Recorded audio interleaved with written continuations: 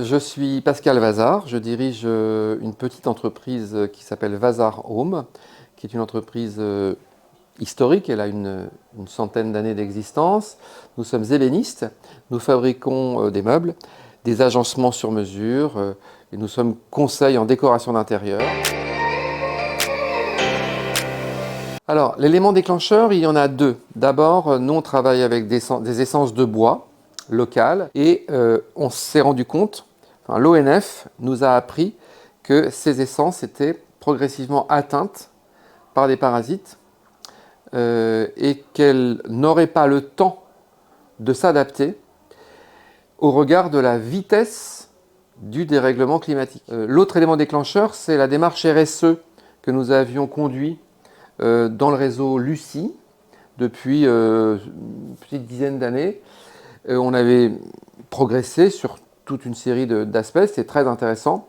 Simplement, on s'est rendu compte en 2019, lors de la convention nationale Lucie à Angers, que finalement, avec le questionnement de la ISO 26000, avec le questionnement RSE, on ne réduisait pas l'empreinte matière ni l'empreinte carbone de l'entreprise. On a trouvé un référentiel développé par l'ADEME qui s'appelle ACT, Assessing Low Carbon Transition, qui est le référentiel, enfin le seul à ma connaissance, qui permet à une entreprise d'élaborer sa stratégie, puis de tracer sa trajectoire de décarbonation. On a en 2020-2021 élaboré un bilan carbone complet, Scope 3, cofinancé par Bpifrance, donc sur le dispositif Décarbonation.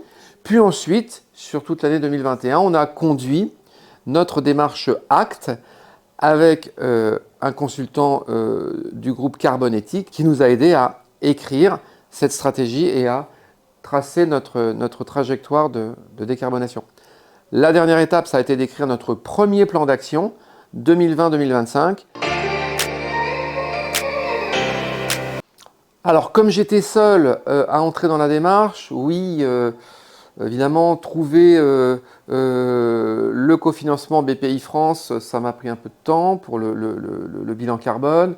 Trouver le consultant pour la démarche ACT, oui, je me suis renseigné au niveau local. Quand on est seul, ça prend un petit peu de temps. Ça prend un petit peu de temps. Il faut ensuite rédiger son dossier pour l'ADEME, pour obtenir un cofinancement, voilà. Parmi les plus significatives, en termes de chauffage, on a un système de chauffage à bois, mais on s'est aperçu, en calculant sur la base carbone de l'ADEME, que le bois déchet émet moins que le bois bûche qu'on extrait de la forêt. Donc on a relevé le défi, on n'achète plus de bois, de chauffage, et on tente de collecter du bois déchet autour de nous, sur notre territoire.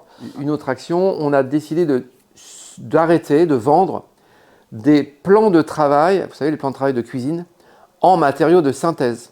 Parce qu'on s'est rendu compte, au cours du calcul carbone, que les plans de travail en matériaux de synthèse étaient très carbonés. Et donc, on a appris à redécouvrir les matériaux naturels, le granit, la pierre, le marbre, le bois massif, pour réaliser nos plans de travail de cuisine. C'est indispensable. Sinon, vous ne mettez pas en œuvre votre plan d'action. Voilà. Donc, il a fallu, dès la restitution du bilan carbone, puis ensuite, à plusieurs reprises, au cours de l'élaboration de la démarche ACT, il a fallu en impliquer quelques-uns. Il y a une moitié de l'effectif, on est 18 dans l'entreprise, il y a 8-9 personnes qui sont concernées, chacune dans leur métier, pour la mise en œuvre d'une ou plusieurs actions. Je pense que cette démarche, au-delà de gagner des tonnes de carbone, au-delà de décarboner, elle nous apprend à diminuer nos dépendances vis-à-vis de l'extérieur. Et diminuer ces dépendances, c'est un gage de durabilité pour l'entreprise. oui, peut-être un conseil, n'attendez pas, faites-le maintenant et inscrivez-vous dans un collectif.